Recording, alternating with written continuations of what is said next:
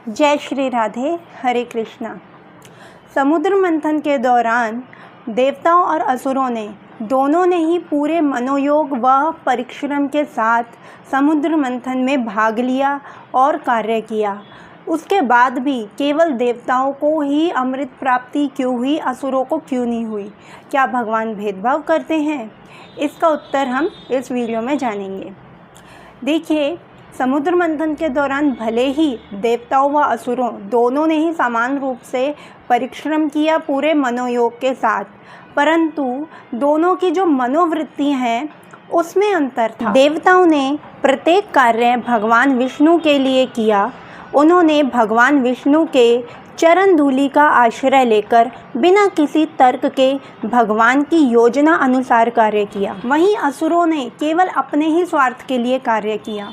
जब देवताओं को भगवान विष्णु ने वासुकी नाग का मुख पकड़ने के लिए कहा, तब असुरों ने भगवान का विरोध किया कि अवश्य ही इसमें भगवान की कोई योजना होगी जो विशेषतः देवताओं को वासुकी नाग का मुख पकड़ने के लिए कहा। असुरों ने भगवान पर संदेह किया, जबकि देवताओं ने प्रारंभ में कोई विरोध नहीं किया था भगवान का। इसलिए भगवान असुरों का मन जानते थे कि ये लोग विपरीत ही कार्य करेंगे। जबकि वासुकी नाग के मुख से समुद्र मंथन के दौरान भयानक विष, अग्नि, धुआं ही निकलता, इसलिए देवताओं को भगवान वासुकी नाग की पूंछ का भाग ही देना चाहते थे। इस प्रकार इस प्रयोग से सिद्ध हुआ कि असुर जो है भगवान के हमेशा विपरीत ही चलते हैं, उनके जो कहे अनुसार नहीं चलते और उनके विपरीत ही कार्य करते हैं।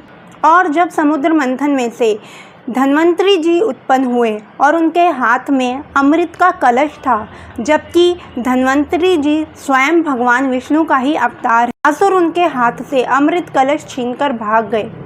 इसी से ये सिद्ध होता है कि असुर कितने स्वार्थी थे।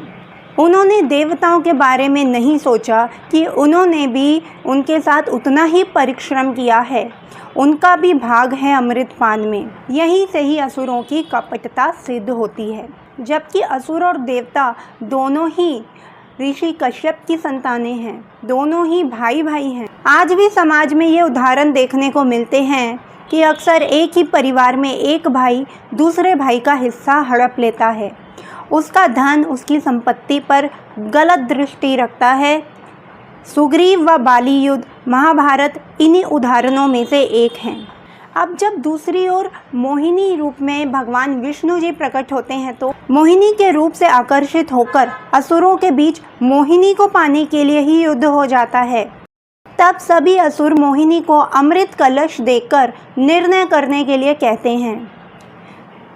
तब श्रीमद् भागवत पुराण में ये उल्लेख आता है कि मोहिनी असुरों से कहती है कि मैं जो कुछ भी करूं, चाहे वह खरा हो या खोटा, यदि तुम उसे स्वीकार करो तब मैं इस अमृत को तुम लोगों में बांटने का उत्तरदायित्व ले सकती हूँ। तब सभी असुर एक ही स्वर में उन्हें हाँ कहते हैं। अब आप लोग कहेंगे कि दैत्यों ने भी तो, असुरों ने भी तो देवताओं की भांति ही मोहिनी भगवान की हर एक बात मानने के लिए हाँ कही, लेकिन ऐसा नहीं है, क्योंकि वे सब मोहिनी को एक स्त्री के रूप में देख रहे थे। वे अपनी काम, इच्छा, वासना की पूर्ति हेतु मोहिनी का हर कहा मानने को तैयार थे, ना कि भगवान समझकर। अब देखिए, यहाँ से सिद्ध हो जाता है कि असुर अमृत पान करने के योग्य ही नहीं थे, क्योंकि इतने परिश्रम से उन्होंने अमृत को पा भी लिया, तो वे लोग अपनी काम वासना की पूर्ति के लिए हाथ आए उस अमृत कलश को एक स्त्री को दे देते हैं। आज भी व्यक्ति अपने परिश्रम से कमाए हुए धन, संपत्ति, संपदा को भगवान की सेवा में ना लगाकर अपनी इच्छा पूर्ति के साधनों में खर्च कर कर सब गंवा देता है और अंत में निराशा ही हाथ लगती है। मनुष्य जीवन भी व्यर्थ हो जाता है। इसलिए हम सबको प्रत्येक कार्य भगवान के लिए करना चाहिए, भगवान की प्रसन्नता के लिए करना चाहिए, जिसके कारण हम भौतिक सुख के साथ साथ सांसारिक सुख के साथ साथ भगवान को भी प्रसन्न कर सकते हैं।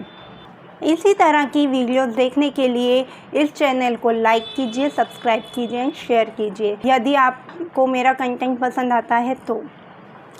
जय श्री राधे, हरे कृष्णा।